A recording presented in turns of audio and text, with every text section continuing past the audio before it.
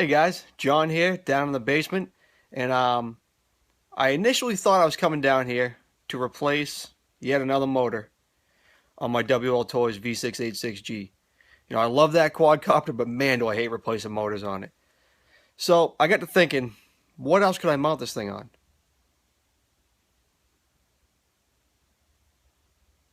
Let's see if we can make it happen. So here's the ultimate plan.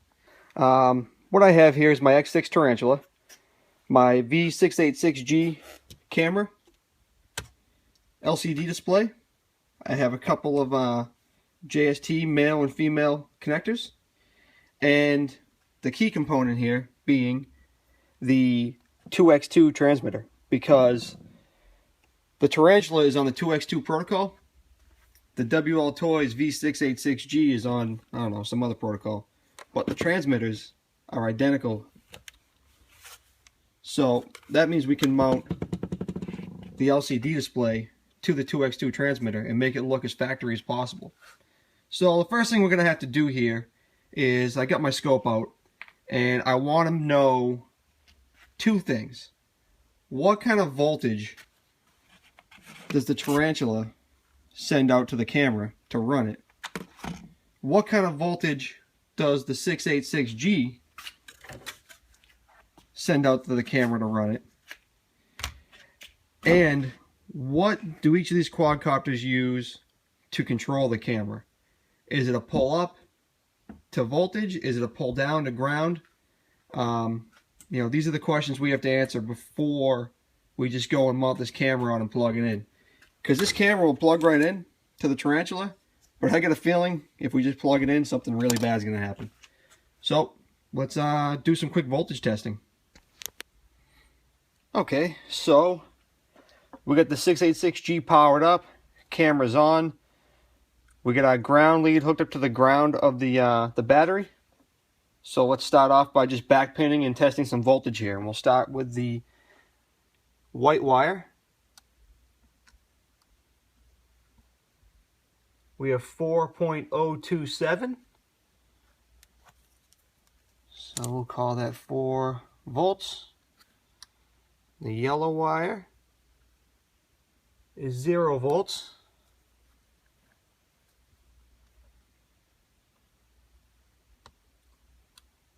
The black wire is 3.3. And then the red wire is also 3.3. Okay, so we moved over to the scope function just to see exactly what happens here when we push each of these functions. So we're on the still shot in or output right now, output to the camera, and we're gonna push for a still shot, and it just momentarily pulls it to ground. So kind of what we expected. So let's go to the camera video output, and we'll push video, and same thing, it just momentarily pulls the ground to start recording, and the same thing to stop recording. So simple enough. Now we know how this one works, so let's move over to the Tarantula. Okay, so moving over to the Tarantula, we'll start with the same voltage test, and we'll start with the white wire. We have 3.3.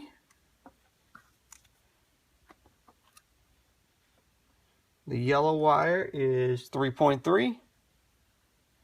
Well, that sounds familiar, only reversed.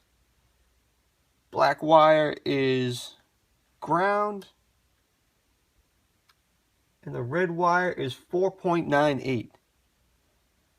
0.98. So just about 5 volts. So it looks like the Tarantula and the 686G have a similar pin layout, but it's reversed. Where the white and yellow wires are the power and ground for the 686G, they're actually the camera controls for the Tarantula. And we're only running a volt difference. This is where I'm going to say, definitely do this at your own risk. I'm not going to recommend you do this, but I'm going to show you that I'm going to try it, and it may or may not work, because we're going to run this camera a volt higher than it wants to run. I don't think it's going to be a big deal, but there's your fair warning. So let's switch this over to the scope function and see what kind of outputs we have. So we'll put it here and we'll push the camera function.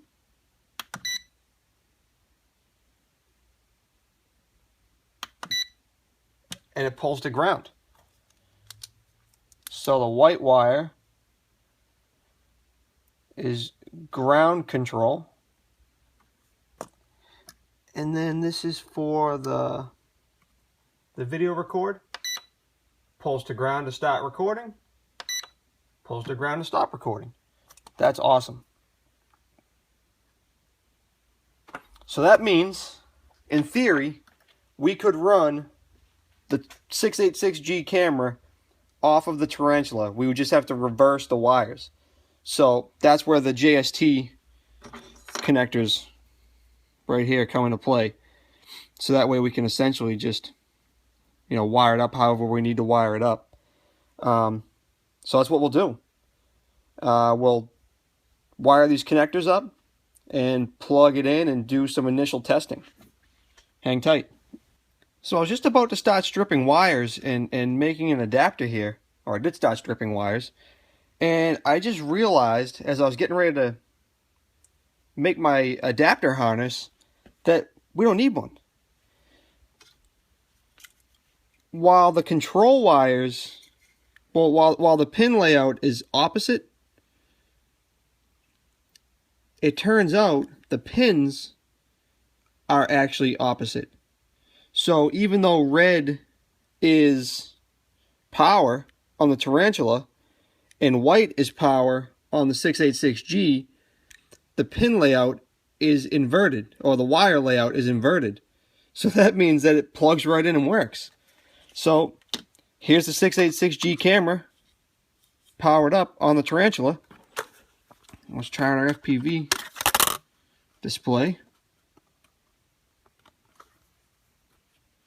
Turn it on.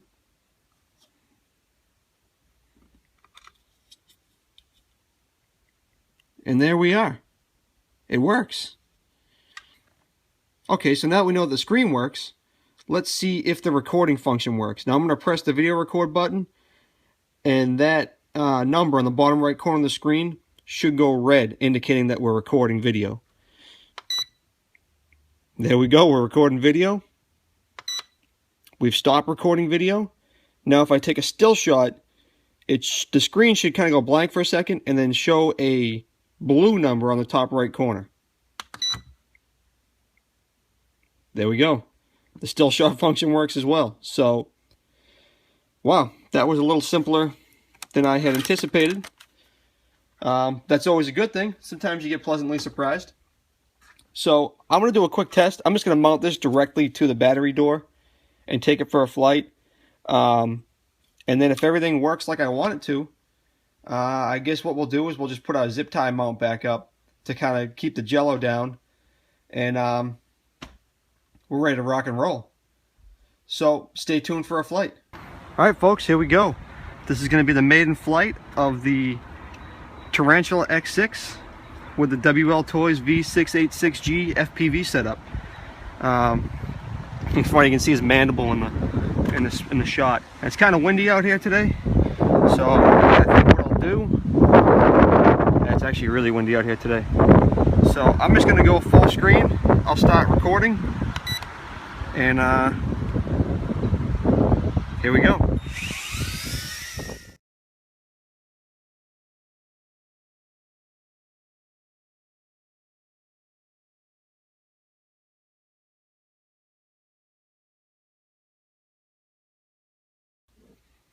Well, it couldn't be that easy, right? So what we found out is that after about a minute of flight, between 30 seconds and a minute, the camera would shut off. And I believe that's a result of the, running it over voltage. We're giving it more voltage than it wants. So I did some voltage testing, and I ran a full battery through the Tarantula and a full battery through the 686G, and learned that they're using a 5-volt regulator to power the camera on this. So it's constantly 5 volts. whether it's a full battery or a dead battery, you're getting 5 volts to the camera. Where the 686G, the camera is attached directly to the LiPo. So the camera is really meant to work in the range of a 3.7 volt LiPo. Meaning that, you know, we had about 4 volts in a fully charged LiPo, and at the end of the flight, you know, we were down in the low 3 volts. So really 3.7 volts is probably the sweet spot and where that camera really wants to be.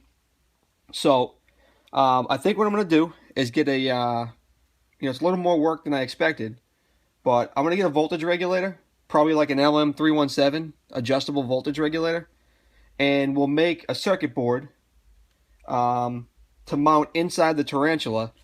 And what I'm going to try to do is I'll put a connector on this side, and then that way this will be for the stock camera and this will be for the FPV setup, and we'll set the LM317 to run at a constant 3.7 volts, and that should in theory cure our issue with the camera shutting down. So we had a few successes today. We know the camera will work, and the really nice thing is that we know that we can control the functions of the camera with the transmitter, but we have a little snag with this voltage issue. So I'm going to stop the video here. I'm going to get an LM317. I'm going to drop a circuit, and stay tuned for the second video where hopefully we get the voltage regulator in and we have an FPV Tarantula. So yeah, definitely leave a comment down below. If you like this video, please give it a thumbs up. It definitely helps. If you haven't already subscribed, please do. And as always, thanks for watching. I'll catch you next time.